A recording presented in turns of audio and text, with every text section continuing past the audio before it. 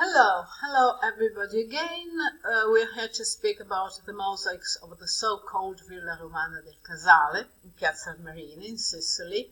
So we have to travel up to the very south of Italy, in the middle of Sicily. Piazza Armerina is a little town just located here in the middle of Sicily, and it is quite far away from the other most important cities of Sicily. You can see Palermo, Agrigento, Catania. So it is off the beaten track, and if you have to go there, you must go there on purpose. But it is worth a visit, because it is one of the most interesting places in the world, I think, because the mosaics it contains are amongst the best preserved in the world, which belong to the Roman period, and I think they were the best I've ever seen in my life. So that's why I'm going to show the villa to you. This is the villa. This is the exterior part of the villa. It seems to be located in the middle of nowhere, but it is not like this, because the valley was fertile, the soil was fertile and rich in water, so the location in those times was particularly favorable. It belongs to the late Roman Empire, the 4th century AD, and we're not sure about who the owner of the villa was. Maybe it was one of Sicily's governors, or maybe Maximian, who was Emperor Constantine's colleague, but it was for sure a very noble man, a very rich man, and we also know for sure that the artists and the workers who worked there came from Africa, because Africa was a very, very developed country, culturally, artistically, much more developed than Italy, to be honest. The villa was discovered just by chance around 1950 by an archaeologist, and it soon became an archaeological park, and it is visited by thousands and thousands of tourists all year round.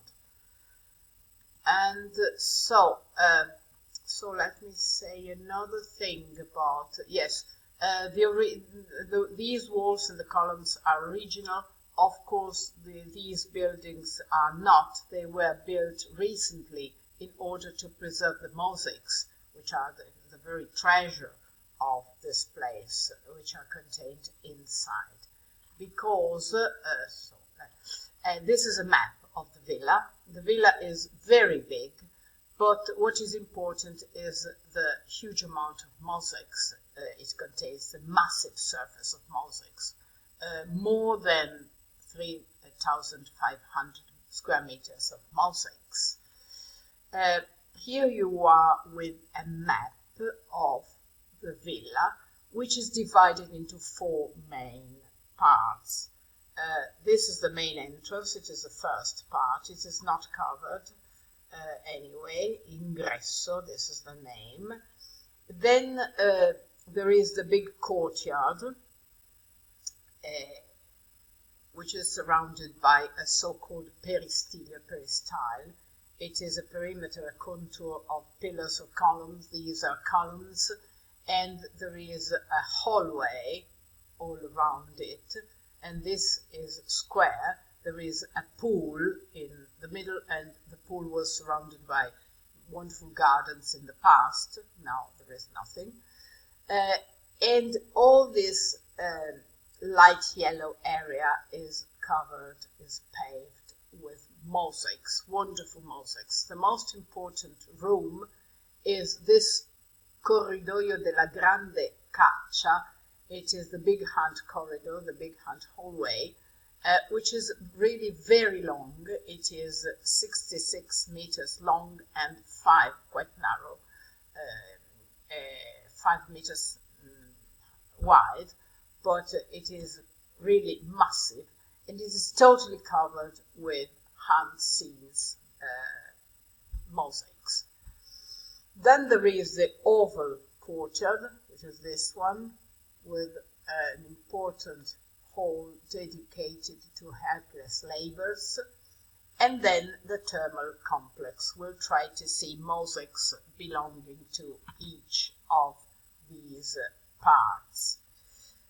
So let's start from the entrance. No, yes, the main entrance. So to enter the villa, you have to walk through this corridor, flanking columns, Ionian columns. You can recognize them from the capitals. Then there is this courtyard, and then you enter the villa. These are protections built in the past, just in the early 50s or 60s of the last century, to protect, to cover the mosaics. The mosaics, which are very well preserved because they didn't suffer that much from wear and tear, but quite badly maintained. So it sounds like a contradiction, but it is like this because the local government doesn't take much care of the whole environment. But anyway, this is another story. The first mosaics we find are like this one, and they are the so-called welcome mosaics because they represent a very important people, maybe local authorities or noble people anyway, who are there to welcome the visitors, to welcome the guests of the villa. This is the main courtyard with a pool, but here you can say the bad maintenance of the place. There is musk on the floor, some puddles. So the pool, they told me it is usually full of water, but it was empty when I went there.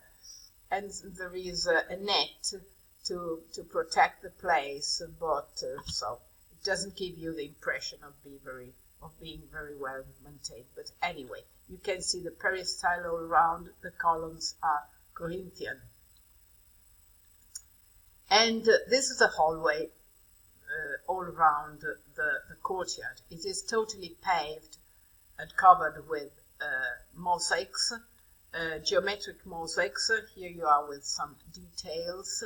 They represent animals, exotic animals most of the time. So here you are with a tiger, then there is a lion, a wolf, and they are all surrounded by laurel garlands, and laurel, as you know, means fame, glory, success, reward. So it is something celebrating, so just to celebrate the place. And these are detail of the big hunt corridor. I'll show you a couple of mosaics, three pictures of it. It is a mosaic all around, which covers all the place entirely, and it represents hunt scenes with exotic animals. As you can see here, there is an elephant, a camel, a rhino, with dogs, and exotic animals were particularly interesting for the Romans at those times because they were not used to seeing exotic animals like this. Here you are with another hunt scene. There are antelopes and a leopard or tiger chasing them. The oxen are not plowing but pulling a chariot, and these pictures give us a lot of information about how people worked, how people chased, how people lived in those times. So they're really very interesting, and they are so very well created, so very well done, that they don't seem mosaics, to be honest. They seem paintings because the details are so precise.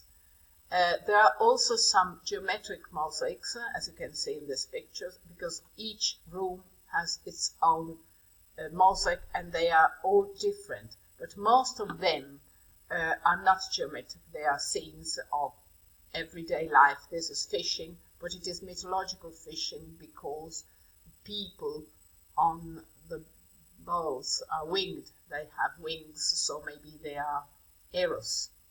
There is a net here and fish in the sea.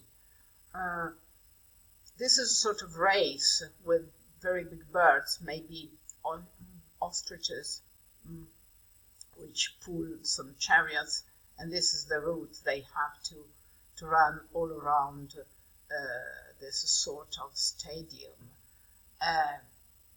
These are scenes of everyday life, or also mythological scenes. There's plenty of mythological scenes. For example, this one is a satyr with an Eros, and they're doing some sacrifice and surrounded by other mythological characters. These are scenes from the sea, the sea life. Goddesses, sea goddesses or nymphs surrounded by sea snakes or dragons. As you can see, there's a swimming, for example. And this is the only picture I have about Hercules' labors, because they're not very well maintained, to be honest. And you can recognize Hercules, he's sitting on a rock here, because he's particularly burly, and also because he has a lion skin on his shoulders, because he killed a lion and got its skin, and he wore it. So this is Hercules without any doubt. And this is a thermal complex. You have two pictures here, the interior and the exterior part, the external part. As you know, the Romans were very expert at building therms, at hydraulic works, and the place was rich in water, so they could have the so-called frigidarium, which was a pool full of cold water, then the tepidarium, which was another pool full of lukewarm water, and the calidarium, which was another pool full of hot water, and they could pass from one pool to another one in stages, and this was considered very healthy in ancient times. Maybe it is also today, I don't know. Anyway, and then in the thermal area, the thermal section, there are some mosaics which represent gym, exercises, sports. This, for example, is about men, but the most interesting is this one about women. And this shows us how also women did sport in ancient times. Here you can see some women running, some other women are playing ball, another one has a sort of disc in her hands, maybe to throw it.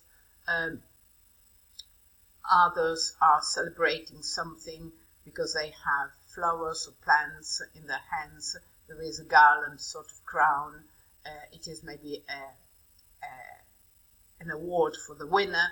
So, and this is very interesting because it shows us that in ancient times also women had time for sport, noble, aristocratic women, of course. So I think I have finished, so I have to leave you with one of my pictures. As usual, I'm trying to play something in a Greek theatre, but it is Syracuse, it is not Piazza Armerina anymore. So thank you for watching. My time is over, and see you next time. Bye bye.